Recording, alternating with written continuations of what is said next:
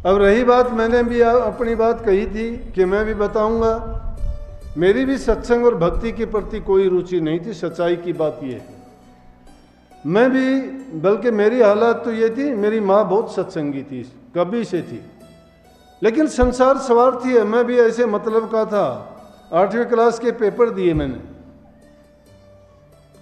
English का paper अच्छा नहीं हुआ, रिजल्ट जो जो नज़दीक आता गया, मेरी माँ को पहले तो मैं कहता था मैं क्यों जाया करती है सत्संग में।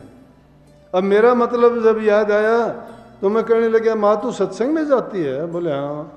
बड़े प्यार से, माँ क्या बताता है भगत? जब महाराज जी नहीं कहते थे, संत नहीं कहते थे, पीले वस्त्र रखते थे, बाल ब्रह्मचारी थे, भगत कहते थे महाराज जियों को। बोला कि वो खुश हुई कि ले भैया आज तो बेटे ने याद किया। बोला कि सब कुछ बताते हैं। महा तो मेरी यूं पूछ के आइए, मैं पास हो जाऊंगा 8वीं में। मतलब मेरा बड़ा प्यार से बोला, वो खुश होगी कि ले भाई बेटे का आज तो दिल में कुछ आई, गुरु के प्रति भी, भक्ति के प्रति कोई तो संस्कार जागया। और दूसरी चीज़ ये भी है कि आइंदा के लिए ये शोर शराबा करता था, क्यों जाती है ये नहीं कहेगा। गई, मत इंतज़ार करता पाया, आई वापस। मैं बोले पूछ के आई? माँ बोली पूछ के आई। मैं क्या बोले? करने लगे हो जाएगा पास।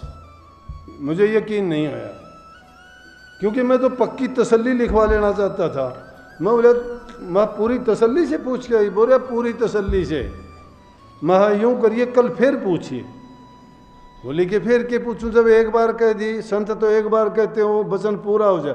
माँ अच्छा सब बात पूरी हो तो माँ मेरी भी पूरी हो जाएगी? बोली हाँ पूरी होगी।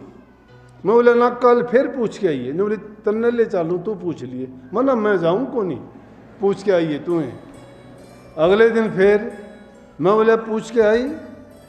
वापिस आई सत्संग से तो पता नहीं पूछ के आई या नहीं आई, उसने तो कह दिया तसल्ली हाँ मैं पूछ के आई। महा क्या कहने लगे? कहने लगे ने बोला कह दिए उसने पक्का पास हो जा को रोकनिया को। मैं चलो माँ फिर तो मैं मान जाऊंगा भाई, थारा भगत में पक्का महात्मा है।